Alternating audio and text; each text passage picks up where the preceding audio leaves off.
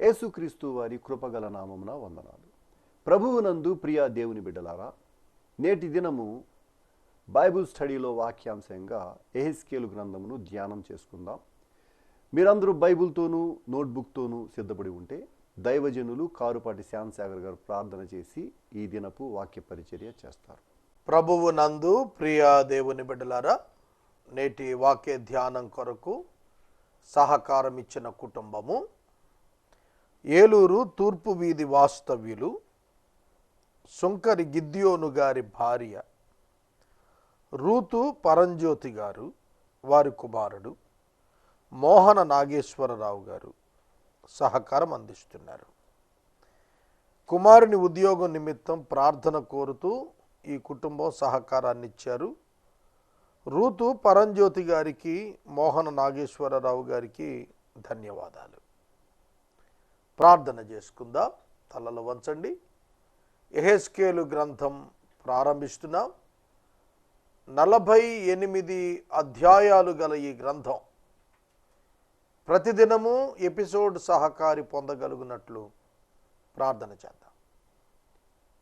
మమ్మలను మిక్కిలిగా ప్రేమిస్తున్న మా ప్రియ పరలోకపు తండ్రి, మీ పరిశుద్ధ గణనామమునకు వందనములు, స్తోత్రములు చెల్లిస్తున్నాము. నేటి వాక్య ధ్యానమునకు సహకారం ఇచ్చిన పరంజ్యోతి గారి కుటుంబాన్ని మీరు దీవించండి. వారి కుమారుని ఉద్యోగం కొరకు ప్రార్థిస్తున్నాం, సహాయం ఇచ్చేయండి. గిద్యోను గారి కుటుంబ సభ్యులందరినీ మీరు ఆశీర్వదించండి.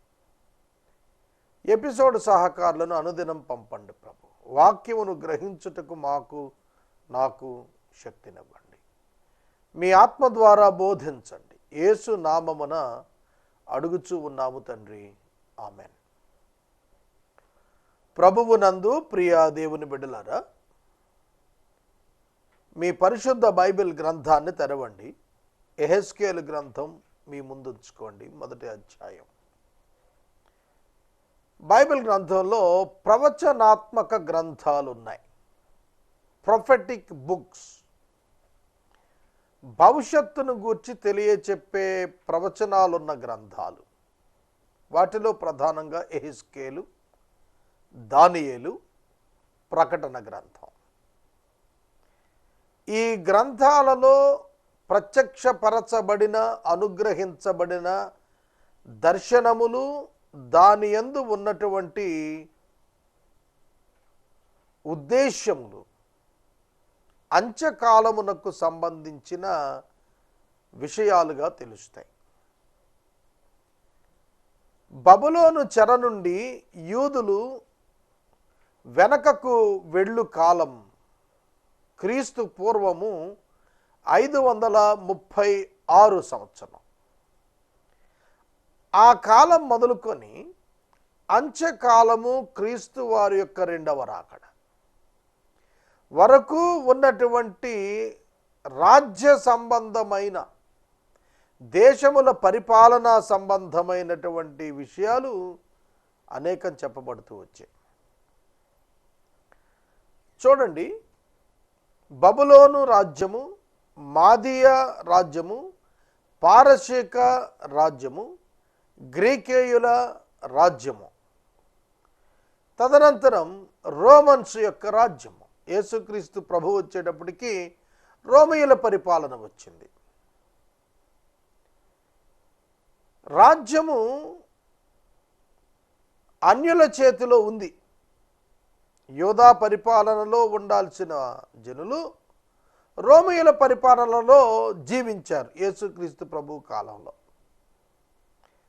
యేసుక్రీస్తు ప్రభువు మరణించి తిరిగి లేచి ఆరోహణమై పరిశుద్ధాత్మ దేవుడు పెంతుకొస్తు పండుగ దినాన పంపించబడిన దినం మొదలుకొని కృపాకాలం ప్రారంభమైంది. ఈ కృపాకాలము క్రీస్తు ప్రభువు వారి యొక్క రెండవ రాకడలో ఆకాశ మధ్యమానికి ఆయన వచ్చినప్పుడు సంఘం పైకెత్తబడి ఆయన కలుసుకునేప్పటి వరకు ఉంటుంది. ఈ మధ్యకాలంలో విశ్వవ్యాప్తంగా ఏ విధమైన రాజ్యాలు వస్తాయి అనేది మనం గమనిస్తూ ఉన్నప్పుడు నెబుకద్నెజరుకు చెప్పినటువంటి దర్శనాలలో ఆ ప్రతిమకు సంబంధించినటువంటి దర్శనం శిరస్సు, తల, భుజములు వెండి, తదుపరి ఉదర భాగం ఇత్తడి, కాళ్ళ భాగం ఇనుము, చివరికి వచ్చేటప్పటికి ఇసుక ఇనుముతో పొసగనటువంటి రాజ్యాలు. కాళ్ళ భాగంకి వచ్చాడు 10 వేళ్ళు, 10 రాజ్యాలను సూచిస్తూ ఈ 10 రాజ్యాలలో ఒకదానికొకటి పొసగనటువంటి పరిస్థితి వస్తుంది అని అన్నాడు. అది యాంటై క్రైస్ట్ యొక్క గవర్నమెంట్ ప్రభువు ఆకాశ మధ్యమాన 7 సంవత్సరాల పెండ్లి విందు జరిగిస్తున్న సమయంలో భూమి మీద క్రీస్తు విరోధి పరిపాలన చేసే సమయానికి చెందినటువంటిదిగా చెప్పబడింది. ఆ సమయంలో ఒక రాయి మానవ చేయి సహాయం లేకుండా ఆకాశం నుండి దిగొచ్చి ఆ పాదాలని చితగొట్టేసింది అన్నాడు. అంటే యేసుక్రీస్తు ప్రభు భూమి మీదకు తిరిగి రావటం అన్నమాట. మనం 2వ రాకడలో సంఘమెత్తబడింది రహస్యమైనటువంటిది. భూమి మీదకు వచ్చినటువంటిది physical appearance on the earth in Jerusalem, యెరూషలేములో ఆయన యొక్క ప్రత్యక్షత. కాబట్టి ఈ లోపల రాజ్యములు ఎలా ఉంటాయి, గ్రీకేయుల రాజ్యం ఎట్లుంటుంది, అన్యుల రాజ్యాలు ఎట్లా ఉంటాయి, రోమన్స్ రాజ్యం ఎట్లా ఉంటుంది, ఆ తర్వాత వచ్చేటువంటి రాజ్యాలు ఎట్లా ఉంటాయి. ఇప్పుడు ప్రపంచం అంతా రాజ్యాలు కదూ, దేశాలు, దేశ పరిపాలకులు, పరిపాలనలు, ప్రభుత్వాలు, వారి యొక్క విశేషాలు మనకు కనిపిస్తూనే ఉన్నాయి. వీటిని మధ్యన ఒక దశరాజ్య కూటమి ఏర్పడటానికి ఏర్పాట్లు జరుగుతాయనేది. ఇదంతా కూడాను based on the time table of the people juice. యూదా ప్రజల యొక్క జీవిత క్రమములో దేవుడు ఏర్పరిచినటువంటి కాలపరమైనటువంటి విశేషతలు జరగవలసినవి జరుగుట నిమిత్తం దేవుడు వాటిని దర్శనాల్లో చెబుతూ వచ్చాడు. మనకు ఆదికాండంలోకి వెళ్ళేటప్పటికి యాకోబు తన యొక్క కుమారులను గూర్చినటువంటి ప్రవచనం చెబుతూ వచ్చాడు. ఇశ్రాయేలీయులు అంత్యకాలంలో ఏ విధంగా ఉంటారు అనేది గోత్రాల వారీగా చెబుతూ వచ్చాడు. అలాగే మోషే భక్తుడు కూడాను ఇశ్రాయేలీయుల యొక్క భవిష్యత్తు ఎట్లా ఉండబోతోందో ప్రవచించుకొచ్చాడు. అవి ఇప్పటి కాలంలో, అంటే ఇప్పుడు అంత్యకాలంలో మనం ఉన్నాం, కృపాకాలంలో మనం జీవిస్తున్నాం. అపాయకరమైన కాలములు వచ్చేది ఇవే, ఈ సమయాల్లోనే. కనుక ఈ పరిస్థితుల్లో ఈ దర్శనాలు, యెహెజ్కేలు దర్శనాలు ఈ దినాల్లో ఉన్నటువంటి మనం అర్థం చేసుకోవటానికి చాలా చక్కటి అవకాశం. ఇవి గనక చక్కగా అర్థం చేసుకోగలిగితే ఈ దర్శనాలు, యూదుల చరిత్ర ఏమిటి అనేది యూదులకు బాగా అర్థమవుతుంది. కానీ విశేషం ఏమిటంటే యూదులు కృపాకాలం ముగిసే వరకు కూడాను ముసుగు వేయబడిన స్థితిలో ఉంటారు. కనులకు అంధకారం కలుగజేయబడిన వారిగా ఉంటారు. ఎందుకంటే అన్యజనుల యొక్క సంఖ్య సంపూర్ణమయ్యే వరకు కూడా వారి కనులకు అంధకారం కలుగుతోంది. రక్షణ వాస్తవంగా యూదుల మధ్యనే ప్రారంభమైంది, వారికి చెందినదే. వారు రక్షకుని తృణీకరించిన కారణంగా రక్షణ అన్యజనులకు కూడా దైవ ప్రణాళిక ప్రకారం, కాలం ప్రకారంగా అనుగ్రహించబడుతూ వచ్చింది. కనుక సంఘము అనేటువంటిది పెంతెకొస్తు దినాన ప్రారంభమైంది. ప్రభువు యొక్క ర్యాప్చర్, ఎత్తబడి సంఘం ఎత్తబడే దినం వరకు అది కొనసాగుతుంది. ఆ సంఖ్య సంపూర్ణమయ్యే వరకు కూడాను యూదులు మెస్సియాగా యేసుక్రీస్తును గుర్తించరు అనేది వాస్తవం. కాబట్టి యూదుల యొక్క చరిత్ర మనకు దేవుణ్ణి, దేవుని ప్రత్యక్షతలను, దేవుని యొక్క స్వభావ స్వరూపాలను మనకు తెలియజేస్తుంది. ఇది వాస్తవమైన గాథ. కానీ యెహెజ్కేలు గ్రంథంలో ఉన్నటువంటివి దర్శనము ఎప్పుడు కూడా వాస్తవమును గ్రహించుట కొరకైనటువంటి ఉపమాన భావాలుగా గ్రహింపు కొరకు అనుగ్రహించబడేటువంటివి. ఇది మనం గుర్తెరగాలి. ఉదాహరణకి 4 జీవులు అన్నాడు అనుకోండి, దాని యొక్క అర్థం గ్రహించటానికి ఆ జీవులను దాని యొక్క లక్షణాలను చూపిస్తాడు. అంతే తప్ప అక్కడ జీవాలు ఉన్నాయి, సింహం ఎద్దు అక్కడ ఉన్నాయని కాదు, పక్షిరాజు అక్కడ పరలోకంలో నివసిస్తున్నాయి ఇప్పుడని కాదు. దాని స్వభావాలు, అలాగే చక్రాలు, అవి తిరుగుట, దిక్కులు, ఇవన్నీ కూడా మనం అర్థం చేసుకోవటానికి, భాషాపరంగా మనం అర్థం చేసుకోవటానికి ఉపయోగపడేటువంటి, కమ్యూనికేషన్ కొరకు ఉపయోగపడేటువంటి అంశాలు. వీటి ద్వారా దేవుడు తాను ఏమై ఉన్నాడు, తాను ఏం చేయబోతున్నాడు, ఎలా చేయాలనుకుంటున్నాడు, దాని పరిస్థితులు ఎట్లా రాబోతున్నాయి, ఇవి ఆయన దర్శన రూపంగా తెలియచేస్తూ వచ్చాడు.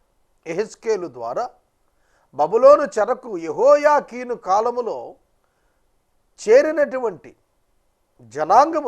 జనాంగమునకు ఈ దర్శనాలను ఇస్తూ యెరూషలేము యొక్క దుస్థితిని వివరించాడు. బబులోను చక్రవర్తి అయినటువంటి నెబుకద్నేజరు యొక్క తండ్రి పేరు నెబోపొలాసరు. నెబోపొలాసరు క్రీస్తు పూర్వం 625లో పరిపాలన ప్రారంభించాడు. 600 సంవత్సరంలో చనిపోయాడు నెబోపొలాసరు. నెబోపొలాసరు చనిపోయిన సంవత్సరంలోనే అతడు బ్రతికి ఉన్న సమయంలో నెబుకద్నెజరు దండెత్తి జెరూసలేం మీదకి వచ్చాడు. వచ్చిన తర్వాత కబురు వచ్చింది, మీ నాయన చనిపోయాడని. అంతే, వెంటనే వెనకకు తిరిగి వెళ్ళిపోయాడు. వెళుతూ కొద్దిమందిని చెరగా పట్టుకొని వెళ్ళిపోయాడు. ఆర్మీస్ను మాత్రం అట్లా ఉంచేశాడు జట్లు కట్టి. ఆ తర్వాత మరలా దండెత్తి వచ్చాడు. మరలా కొద్ది కాలం దండెత్తి వచ్చాడు. వచ్చిన తర్వాత యెహోయాకీను రాజుగా ఉన్నాడు. యెహోయాకీము యొక్క కుమారుడు యెహోయాకీను రాజుగా ఉన్నాడు. యెహోయాకీనును బంధించి తీసుకెళ్ళిపోయాడు, చెరలోనికి తీసుకెళ్ళిపోయాడు. క్రీస్తు పూర్వం 597లో యెహోయాకీనును చెరకు తీసుకెళ్ళాడు. యెహోయాకీను యొక్క చరిత్ర చాలా అద్భుతం. నెబుకద్నెజరు చెరకు తీసుకొని పోయినటువంటి ఆ యొక్క నెబుకద్నెజరు చెరలోకి తీసుకొని పోయినటువంటి యెహోయాకీను బంధించబడి బబులోను చెరలో ఉన్న తర్వాత after so much of long time, 35-40 సంవత్సరాల తరువాత దర్యావేషు మాదీయరాజు వచ్చిన తరువాత అతనితో బాగా మాట్లాడి అతనికి సింహాసనం వేయించాడు. బబులోను రాజుల యొక్క సింహాసనాలన్నిటికంటే కూడా ఎత్తైన సింహాసనాన్ని అతని కొరకు వేయించాడు. కాబట్టి దేవుని యొక్క ప్రణాళికలు దేవుని పిల్లల పక్షంగా ఎప్పుడు ఏ సమయంలో ఏ విధంగా నెరవేరుస్తాడు అనేటువంటిది ఆయనకే తెలుసు. దానిని మనం గ్రహించడానికి మనం మనసు పెట్టాలి. అది విశ్వాసం ద్వారా మాత్రమే సాధ్యమయ్యేటువంటి ప్రక్రియ. యెహెజ్కేలునకు ప్రభువు ఇచ్చినటువంటి దర్శనాలు అవి ఏ విధంగా ఇవ్వబడుతూ వచ్చాయి, వాటన్నింటి వివరాలు ప్రారంభం నుంచి మనకు వివరించబడ్డాయి. వరుసగా ధ్యానిద్దాం. యెహెజ్కేలు గ్రంథము 1వ అధ్యాయము 1వ వచనం చదువుకుందాం. 30వ సంవత్సరము 4వ నెల 5వ దినమున నేను కెబారు నదీ ప్రదేశమున చెరలోని వారి మధ్య కాపురముంటిని. ఆ కాలమున ఆకాశము తెరవబడగా దేవుని గూర్చిన దర్శనములు నాకు కలిగెను. In the 30th year, in the 4th month, on the 5th day of the month, as I was among the exiles by the Kebar canal, the heavens were opened, and I saw visions of God. చూడండి, యెహెజ్కేలు రాస్తున్న మాటలు చూడండి. 30వ సంవత్సరమున, యెహెజ్కేలు యొక్క వయస్సు 30వ సంవత్సరమున, క్రీస్తు పూర్వము 625లో నెబోపొలాసర్ పరిపాలన ఉన్నటువంటి కాలం మొదలుకొని 600 వరకు మరియు మరొక 5 సంవత్సరాలు. సో ఇతడు యెహెజ్కేలు యవనస్తుడిగా ఉండగా 25వ ఏట అతడు చెరలోనికి తీసుకుని రాబడినట్టు యువకుడిగా కనిపిస్తున్నాడు. దేవుడు అతని జీవితం పట్ల ఒక ప్రణాళిక కలిగి ఉన్నాడు అనేది ఇందులో మనకు తెలుస్తోంది. దేవుడు తన సేవకులను పిలిచిన విధానం చూస్తే ఆశ్చర్యం కలుగుతుంది. ఇర్మియాతో మాట్లాడినప్పుడు బాలుడిగా ఉన్నప్పుడే పిలిచాడు. తల్లి గర్భంలోనే నేను నిన్ను రూపొందించుకున్నాను అని అన్నాడు. యెహెజ్కేలు దగ్గరికి వచ్చేటప్పటికీ యవన కాలం వరకు అతనికి సాధారణ జీవితం ఉంది, లేవీయుడే. అయితే అతడు ఎన్నడూ ఊహించి ఉండడు బబులోనికి వెళతామని కానీ, అక్కడ ప్రజల మధ్యన తాను నివసించాల్సి వస్తుందని కానీ. 27 సంవత్సరాలు అక్కడ నివసించాడు. 5 ఏళ్ల తర్వాత ప్రవచనాలు వచ్చాయి. 22 ఏళ్ళు ప్రవచించాడు, చనిపోయాడు. కాబట్టి 27 సంవత్సరాలు అక్కడ జీవించాడు. కనుక అతడు తాను బబులోనికి వెళతాడనేటువంటి భావన అతడు ఎన్నడూ ఊహించి ఉండడు. కానీ అతని జీవితంలో దేవుని యొక్క ఉద్దేశం, నిర్దేశించినది, దేవుడు ఏర్పరచుకున్నది జరిగి తీరింది. కనుక సావరెన్ ఫౌండేషన్ ఆఫ్ గాడ్ ఇక్కడ మనం గుర్తించాల్సినటువంటి ప్రధాన అంశం. కెబారు నదీ తీరాన చెరలో ఉన్న వారి మధ్య నేను కాపురముంటిని. తాను తన వయసు చెప్పాడు, తను నివసిస్తున్న స్థలం చెప్పాడు, తను నివసిస్తున్న ప్రజలు ఎవరో చెప్పాడు. తాను నివసిస్తున్న స్థలము, తన వయస్సు, తాను ఏ జనుల మధ్య నివసిస్తున్నాడో చెబుతూ వారికి దర్శనములను తెలియచేయుటకు దేవుడు తనను పిలిచినట్లుగా గ్రహించాడు. నేటివ్ మిషనరీస్ అనేది ఇది ఒక పెద్ద ప్రధానమైన అంశంగా వెలుగులోనికి వచ్చింది. దేవుడు స్థానికమైన వ్యక్తులను స్థానిక స్థలాలలో వాడుకున్నటువంటి విధానం మనకు కనిపిస్తుంది. కొంచెం నేను భారతదేశంలో మిషనరీ మూవ్మెంట్ మీద 1-2 మాటలు చెప్తాను. ఒకప్పుడు మన దేశాన్ని సువార్థీకరణ చేయటానికి ఇతర దేశాల నుండి క్రైస్తవ మిషనరీలు వచ్చేవారు. వారు చాలా కాలం వచ్చారు, చాలా కాలం వారు సువార్త ప్రకటించారు, ఎన్నో సంఘాలు కట్టారు, మందిరాలు కట్టారు, విశ్వాసులను గుంపులను ఏర్పరిచారు. అయితే నేటివ్ మిషనరీకి ఉన్నటువంటి యాక్సెస్, అంగీకారం విదేశీ మిషనరీలకు లేదు. అందుకనే వారు లోకల్ మిషనరీస్ని రైజ్ చేయటం మీద వారు సహకారం అందించడం ప్రారంభించారు. ఇప్పటికి అది సాగుతోంది. అనేక మంది విదేశీ భక్తులు ఇతర దేశాల్లో థర్డ్ వరల్డ్ కంట్రీస్లో ఉన్నటువంటి క్రిస్టియన్ లీడర్స్ని బిల్డ్ చేయటం అనే దాని కొరకు చాలా ప్రయాసపడుతున్నారు.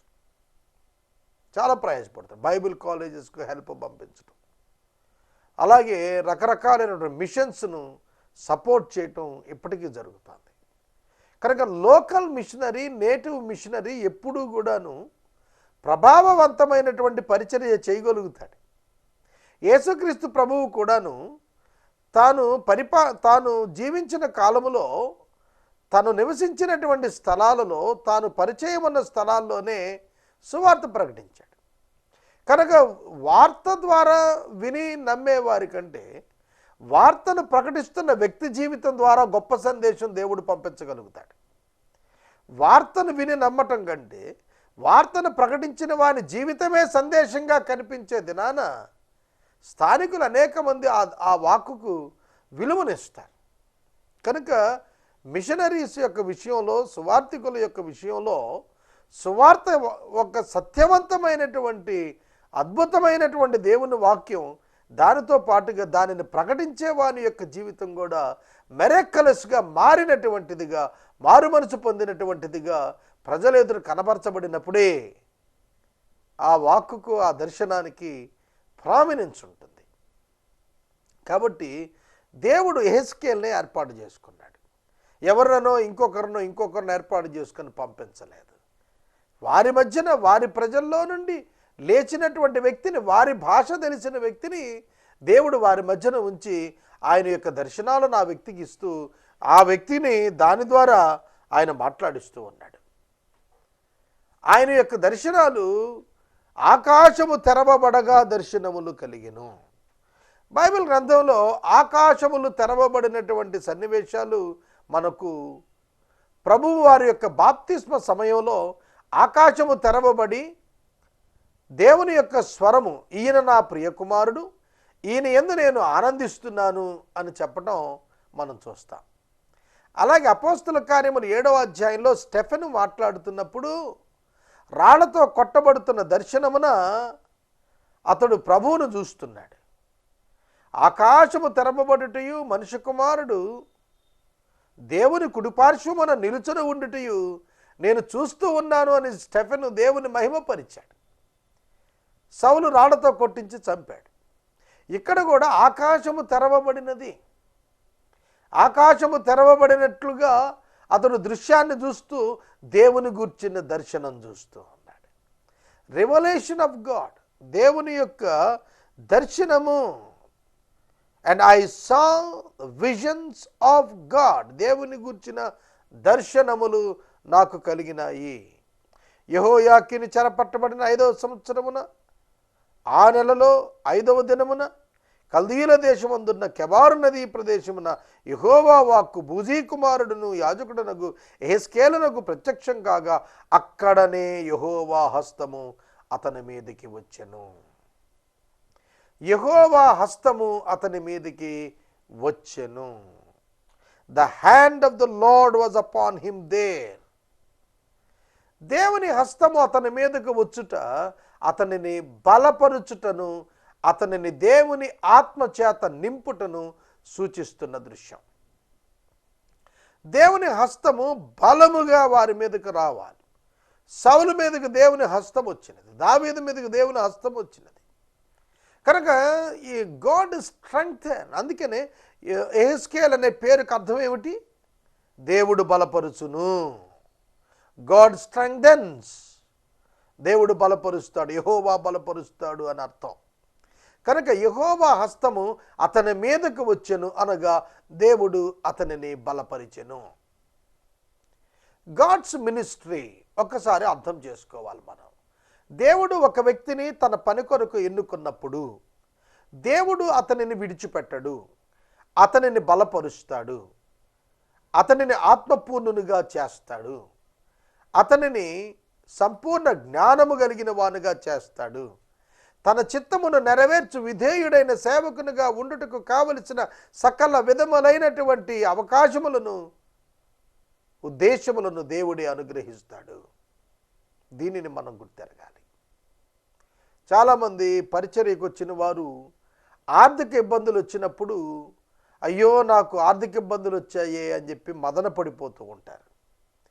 దేవుని హస్తము తోడుగా ఉండి మనలను తన చిత్తానుకూలమైన పనిని నెరవేర్చి తీరుతాడనేటువంటి పరిస్థితి మనకు అర్థం కావాలి. ఒక దినాన తెల్లవారుజామున నేను ప్రార్థన చేస్తున్నాను, ప్రభువా ఏమిటి ఈ పరిచర్య, మా దేశమును నీ కొరకు ఏ విధంగా సంపాదించాలి, what is the mission for me in my future. చాలా తేటగా నేను ఒక clear understanding about the church in India, భారతదేశ క్రైస్తవ సంఘం ఏ విధంగా ఇప్పుడు బలహీనంగా ఉందో, భవిష్యత్తులో ఏ విధంగా దేవునికి ఆనందాన్ని కలిగించే అద్భుతమైనటువంటి ఆధ్యాత్మిక రేంజ్లోనికి, స్పిరిచువల్ టాపెస్ట్ రేంజ్లోనికి ఇండియన్ క్రిస్టియన్ చర్చ్ ఎదుగుతుందో, దానిలో భాగస్థుడిగా దేవుడు నన్ను చేస్తే ఏ విధంగా నా మిషన్ ఉండబోతుందో 2-2.5 గంటలు ప్రభువుతో పెనుగులాడుతున్నప్పుడే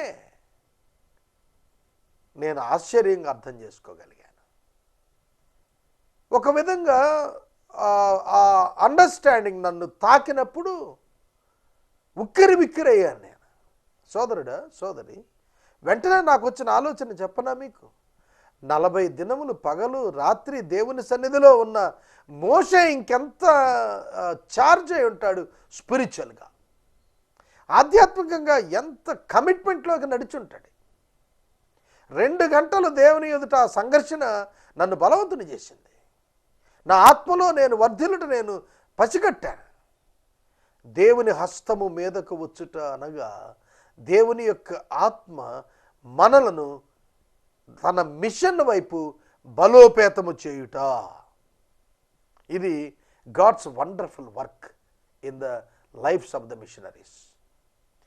భారతదేశానికి వచ్చిన సువార్థికులను తలుచుకుంటే ఎక్కడి నుంచి వచ్చిన అంత సామర్థ్యం, ఎక్కడి నుంచి వచ్చిన అంత ఓపిక, ఎక్కడి నుంచి వచ్చిన అంత ఆత్మీయ శక్తి, ఎంతగా తగ్గింపు, ఎంతగా శ్రమపడ్డారు. ఆలోచన చేస్తేనే ఆశ్చర్యంగా ఉంటుంది. దేవుని హస్తము వారి మీదకు రావటమే కారణం. దేవుని యొక్క ఆత్మ చేత వారు బలపరచబడటం కారణం. కనుక ఆకాశము తెరవబడింది, దేవుని దర్శనము కనపడింది, దేవుని యొక్క హస్తము అతని మీదకు వచ్చినది. ఇమ్మీడియట్గా జరిగినది ఏమిటంటే అతడు ఒక ప్రత్యక్షతను పొందుతూ ఉన్నాడు. మనం ఎప్పుడైతే పరిశుద్ధాత్మ శక్తి చేత నింపబడుతూ ఉంటామో మనము దేవుని యొక్క స్పష్టమైన నడిపింపును మనం కనుగొనగలుగుతాం. దేవుని యొక్క స్పష్టమైన నడిపింపును మనం కనుగొనగలుగుతాం. ఆకాశము తెరవబడింది, పరిశుద్ధాత్మ దేవుడు పావురపు ఆకారంగా ప్రభు అయిన యేసుక్రీస్తు ప్రభువు వారి మీద వ్రాలారు. తండ్రి అయిన దేవుడు పరలోకం నుండి స్వరమిచ్చి చెప్పారు, ఈయన నా ప్రియకుమారుడని. అక్కడ the machine of Jesus Christ started. అక్కడే యేసయ్య యొక్క పరిచర్య ప్రారంభమయ్యింది. దేవుని హస్తం ఎప్పుడు మన మీదకు వచ్చినదో ఆ క్షణమున మన పరిచర్య ముందుకు సాగటం, మనము ప్రత్యక్షంగా దాని యొక్క అర్థమును గ్రహించటం తేటగా కనిపిస్తుంది. కనుక మీ జీవితాల్లో గుర్తెరగండి, మిషన్స్ తెలుసుకోవాలి. ప్రత్యేకంగా నేను ఎక్కువ బాధపడుతున్నది ఈ మధ్య కాలంలో Christian ministry and missionary work, church building అనే అంశాలలో నేటి తరపు దైవజనులకు సంపూర్ణమైన అవగాహన లేని స్థితిలో అనేకులు దేవుని సేవలో ప్రవేశించారు. దాని కారణంగా అబద్ధ బోధకులు వీరితో కలిసి అవగాహన లేకపోవటం వల్ల కలిసిపోవటానికి వీలైపోయింది. గోధుమలు ప్రభువు విత్తాడు, మంచి నిజదైవ సేవకుల్ని, గురుగుల్ని సాతాను విత్తేశాడు. రెండు మొక్కల్లాగా కనిపిస్తున్నాయి. అది ఎదగాలంటే టైం పడుతుంది. ఆ టైం పడినప్పుడు గోధుమలేవో తెలుస్తాయి, గురుగులేవో తెలుస్తాయి. గురుగులను ప్రభు వచ్చినప్పుడు దేవదూతలు తీసేస్తారు. కాబట్టి ఈ కన్ఫ్యూజ్డ్ వరల్డ్లో, క్రిస్టియానిటీలో ఈ గోధుమలు గురుగులు కంటిన్యూ అవుతున్నాయి, కొనసాగుతున్నాయి. మనం దాన్ని వేరు చేయటానికి దేవుడు మనకు అధికారం ఇవ్వలేదు. కాకపోతే మనం గోధుమలను కాపాడుకోవాల్సిన బాధ్యత మనపై ఉంది. కనుక సేవకులు ప్రధానంగా యెహెజ్కేలు గ్రంథం అయ్యేటప్పటికి ఒక కమిట్మెంట్లోనికి రావాలి. యంగ్ ఇవాంజలిస్ట్స్, సువార్థికులు, young pastors, young teachers, Bible teachers, ఒక దర్శనం, దేశ రక్షణార్థమైన ఒక దర్శనం, దేవుడు నీకు అప్పగించిన పని మీద ఒక దర్శనం కలిగినటువంటి స్థితిలో ముందుకు కొనసాగటానికి ఆత్మ సంబంధమైన బలాన్ని దైవ విధానాల్లో అనుభవించడం నేర్చుకోవాలి. అది సాగినప్పుడే మనం సువార్థీకరణను స్పష్టంగా చూడగలుగుతాం. రేపటి వాక్య దినంలో 4వ వచనం నుండి ఆయన చూచిన దర్శనం నేను వివరిస్తాను. ప్రార్థించుదాం. నేటి వాక్య ధ్యానానికి సహకారం ఇచ్చిన కుటుంబం తూర్పు వీధి వాస్తవ్యులు శంకర్ గిద్యోను గారి సతీమణి రూతు పరంజ్యోతి గారు, వారి కుమారుడు మోహన నాగేశ్వరరావు గారు సహకరించారు. ఈ కుటుంబాన్ని ప్రభువు దీవించునుగాక. మనము ఇంతవరకు దైవజనులు కారుపాటి శ్యామ్సాగర్ గారి ద్వారా యెహెజ్కేలు గ్రంథమును ధ్యానం చేసుకున్నాము. ఈ కార్యక్రమం ద్వారా మీరు పొందుకొనుచున్న ఆత్మీయ మేలులు ఒక ఉత్తరం ద్వారా మాకు తెలియచేయండి. మీ ప్రార్థనా మనవులు మాకు తెలియచేస్తే ఏసే పరిష్కారం కార్యాలయంలో ఏర్పాటు చేసిన ప్రత్యేక ప్రార్థనా శిబిరంలో మీ కొరకు ప్రార్థిస్తాం. మీ కుటుంబ పక్షముగా ఒక ఎపిసోడ్ ప్రసారం చేయాలనుకునేవారు మాకు తెలియచేస్తే మా సిబ్బంది మీ గృహాలను దర్శిస్తారు. ముగింపు ప్రార్థన ఆశీర్వాదాలతో ఈ కార్యక్రమాన్ని ముగించుకుందాం. ప్రార్థించుదాం. మమ్మను మిక్కిలిగా ప్రేమిస్తున్న మా తండ్రి వందనాలు. వాక్యము విన్న బిడ్డలను దీవించండి. యేసు దివ్య నామమున ప్రార్థిస్తున్నాము తండ్రి, ఆమేన్. తండ్రి అయిన దేవుని ప్రేమ, కుమారుడిని యేసయ్య కృప, పరిశుద్ధాత్మని యొక్క అన్యోన్య సహవాసం సదా మనకు తోడైండును గాక. ఆమెన్.